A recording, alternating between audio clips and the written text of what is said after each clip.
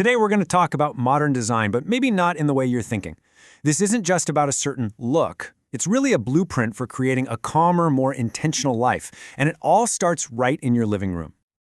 All right, let's just jump right in with a question. I want you to right now take a look around your main living space. Seriously, just look around. How does it actually feel? Is it a sanctuary, a place you can truly unwind, or does it feel a little bit stressful, kind of cluttered?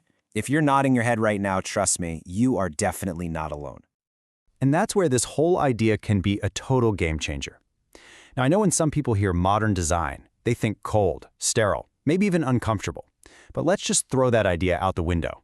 Think of it more like a philosophy, a set of principles designed specifically to create spaces that are calm, uncluttered, and, this is key, incredibly functional.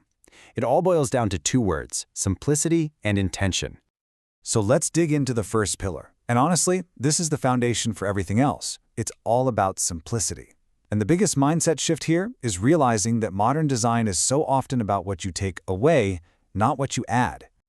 You can really see this when you put it side by side with its opposite, maximalism. Maximalism is all about more is more, right? It's a beautiful, vibrant explosion of visual abundance. But modern design? It's way over on the other end of the spectrum. Its motto is less is more. We're swapping out ornate, complex details for clean, simple lines, and trading all that visual noise for what you could call intentional emptiness, or just, breathing room. Okay, so that sounds great in theory, but how do you actually do it? Well, it breaks down into three pretty clear steps. First, you have to edit, and I mean ruthlessly. For every object, ask yourself two simple questions. Is this useful, and is this beautiful to me?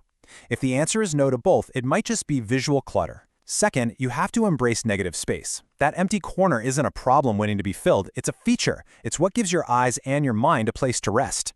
And third, seek out clean lines. Simple, strong, horizontal, and vertical lines in your furniture have this amazing subconscious effect of creating order and calm.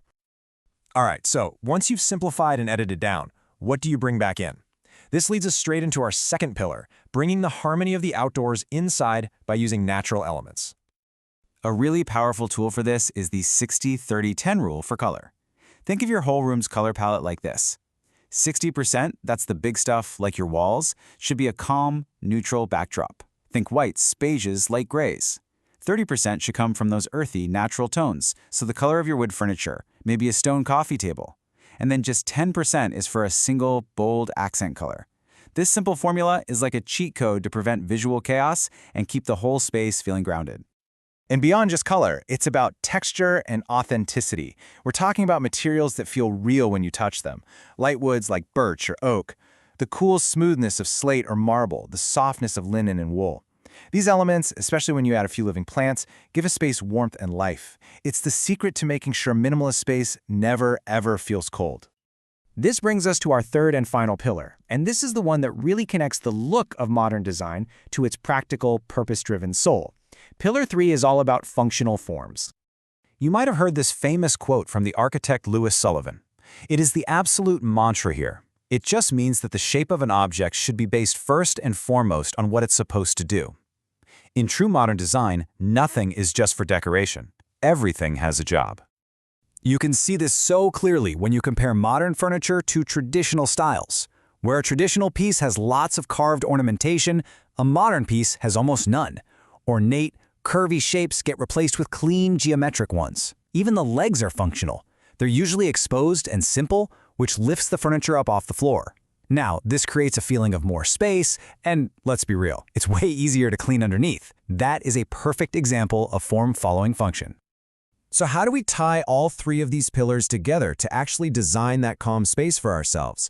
Let's put it all together into a clear plan. Here it is, your toolkit. It really is this straightforward. Start with Pillar 1, Simplicity, by editing what you own. Then, ground the space with Pillar 2, Natural Elements, and your colors and materials. And finally, choose every single item with purpose, focusing on Pillar 3, Functional Forms. And I think this is the most important thing to remember. The goal here is not about creating a perfect showroom that looks like it's from a magazine. Not at all.